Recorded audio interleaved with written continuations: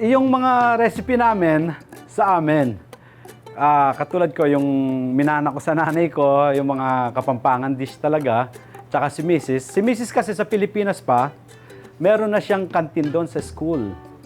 Nagluluto na rin siya doon, mahilig na. Parehas kaming mahilig magluto, kaya napag-isipan ni Mrs. na magtayo ng restaurant. Una, online, tapos hanggang na lumaki na lumaki.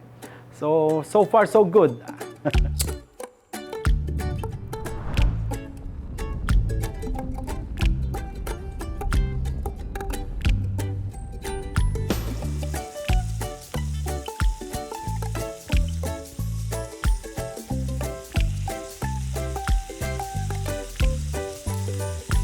Dumating ako dito March 1998. Nagtrabaho agad, tumulong sa mga magulang, sa mga factory. Marami din akong pinasukan na trabaho. Nag-start itong manyaman during pandemic time. Si Mrs. mismo ang nagsabi sa akin kung pwede siyang magpa-order na online na mga dessert pa nun at that time. Nag-click naman, maraming umu-order sa kanya. Meet up, ganon, delivery. Tapos hanggang lumago ng lumago.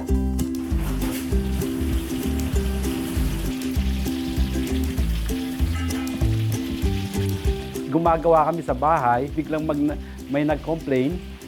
Pinuntahan kami ng fire department, pinatigil yung product. Kasi that time kasi sa bahay lang, walang kaukulang permit. After that, nag-stop kami ng 2 weeks, mahigit.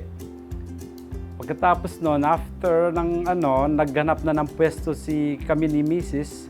Napatsyempo naman sa tapat ng tinitirhan namin, sa tapat ng bahay namin, merong plaza doon, which is doon sa Pickering, may open. Nakakatawa nga at that time, no? During pandemic, maraming nagsasaraan na establishment, kami naman nagbubukas sa that time.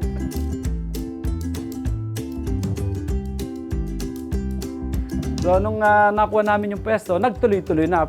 Ang hirap nung first 6 months namin. Kasi nga, pandemic, puro take-out lang. Talagang kung minsan, kulang yung kinikita namin, kulang pa sa pambayad ng mga nagtatrabaho, ang mga cook. Pero naitawid namin yun sa awa ng Panginoon. At tapos yun, doon na rin kami gumawa ng chicharon. Yung chicharon namin ang nag-boom at that time.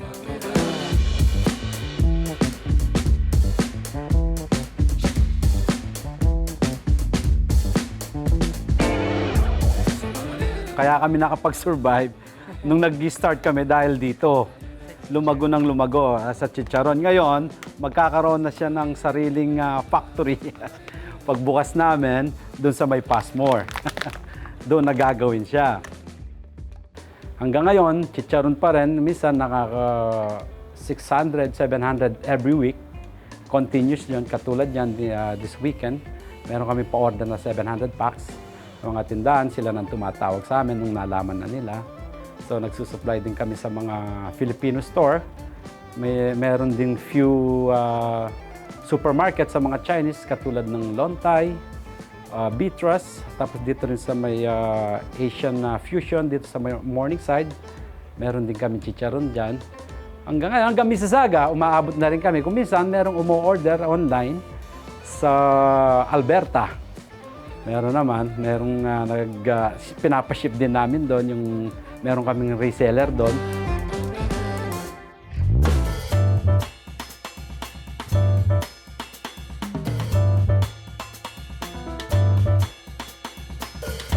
Ang concept din namin dito, yung order mo, luluto namin fresh. No?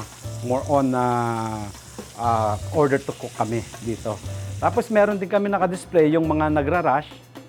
Yung mga nagmamadali, yung hindi na makapaghintay, pwede rin silang umorder ng pagkain. So, meron kaming mga dessert din na ino-offer. Different kind of dessert na kami ang mismong nagluluto. Katulad nung halaya, leche flan, bilo-bilo. Meron din kaming buro, which is like a Kapampangan special dish. And we have also our products with the vinegar. Ginagawa mismo namin, like yung special vinegar. And yung mani. So, yung adobong mani, kami din ang gumagawa, and the chili oil. Tsaka yung mga tusino pala namin, muntik ko na makalimutan. Homemade tusino po yun at tsaka longganisa.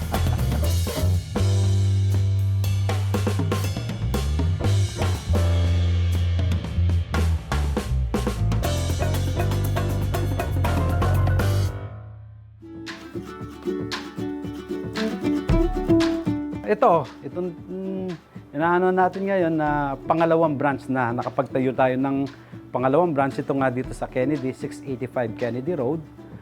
Tapos, meron pang isa na coming soon na mag-open sa may Passmore.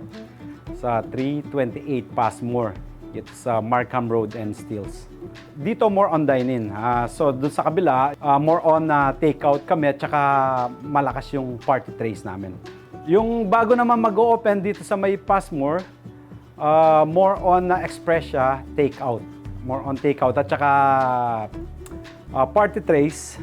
Tsaka yung mga umu-order ng nagpa-party, doon namin gagawin kasi more on kitchen tayo doon. Tsaka yung chicharon, doon natin, more on factory siya.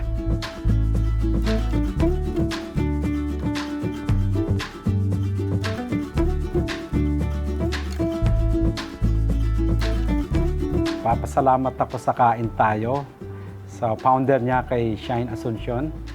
Maraming salamat sa iyo, marami kayong natutulungan na kamukha naming maliliit na negosyante. Salamat sa inyo. Tsaka malaking tulong din si paring Jess, Jess Vlog. Tsaka yung crew niya, si Frank at tsaka si Raymond. Kasi dahil din sa kanila, nakilala din kami ng husto. Tsaka si Roland. Tsaka siyempre, salamat din sa mga customers natin sa community, sa Filipino community. Malaking pasalamat na namin sa kanya dahil sinusuportahan nila yung maliliit na nagninegosyo ng mga Filipino. Nakakataba na rin ng puso pagka may mga comment na magaganda, na gusto daw nila yung pagkain. Kaya tuloy-tuloy lang. Saka sa lahat ng mga gustong magsimulang negosyo dito sa, lalo na sa abroad, dito sa Canada, may papayo ko lang, huwag kayong sumuko. Kami kasi, muntik na kami sumuko, no? Pero kinontinue lang kung ano yung passion ninyo, yun talaga ang pagpursige ninyong maabot. Tsaka dapat may goal kayo.